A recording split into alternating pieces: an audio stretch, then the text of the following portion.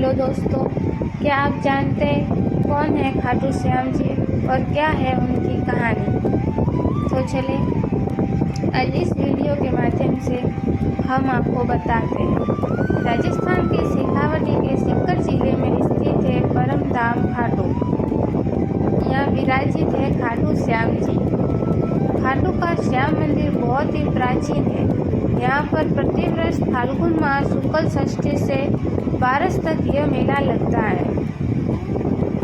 श्याम बाबा की महिमा का बखान करने वाले भक्त राजस्थान या भारत में ही नहीं बल्कि दुनिया के कोने कोने में मौजूद है। आओ जानते हैं कि कौन है बाबा खाटू श्याम जी और क्या है उनकी कहानी। कौन है खाटू श्याम जी? खाटू श्याम जी भगवान श्री कृष्ण के कलयुगी अवतार हैं। महाभारत के भीम के पुत्र घटोत्कच और घटोत्कच के पुत्र बर्बरिक थे।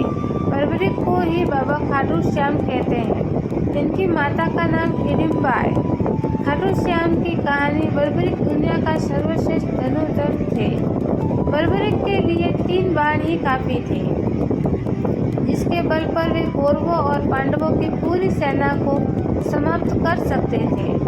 युद्ध के मैदान में भीम पुत्र बर्बरिक दोनों खेमों के मध्य बिंदु एक पीपल के वृक्ष के नीचे खड़े हो गए और यह घोषणा कर डाली कि मैं उस पक्ष की तरफ से लड़ूंगा जो हार रहा होगा।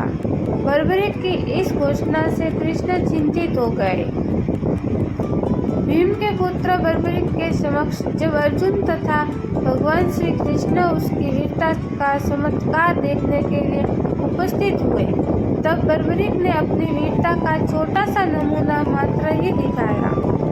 कृष्ण ने कहा कि ये जो वृक्ष है इसके चारों पत्तों को एक ही तीर से छेद दो तो मैं मान जाऊंगा।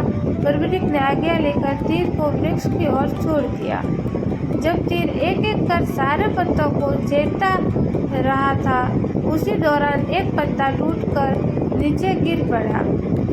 कृष्ण ने उस पत्ते पर यह सोचकर पैर रखकर उसे छुपा लिया कि यह छेद होने से बच जाएगा, लेकिन सभी पत्तों को छेदता हुआ वह तीर कृष्ण के पैरों के पास आकर रुक गया।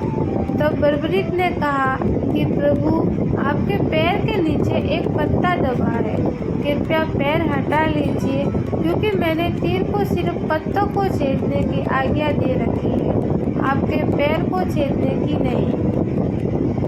उसके इस चमत्कार को देखकर कृष्ण चिंतित हो गए। भगवान श्री कृष्ण यह बात जानते थे कि बर्बरिक प्रतिज्ञावश हारने वाला का साथ देगा। यदि कौरव हारते हुए नजर आए तो फिर पांडवों के लिए संकट खड़ा हो जाएगा, और यदि जब पांडव बर्बरिक के सामने हारते नजर आए तो फिर वह पांडवों का साथ देगा। इस तरह वह दोनों और की सेना को एक ही तीर से खत्म कर देगा।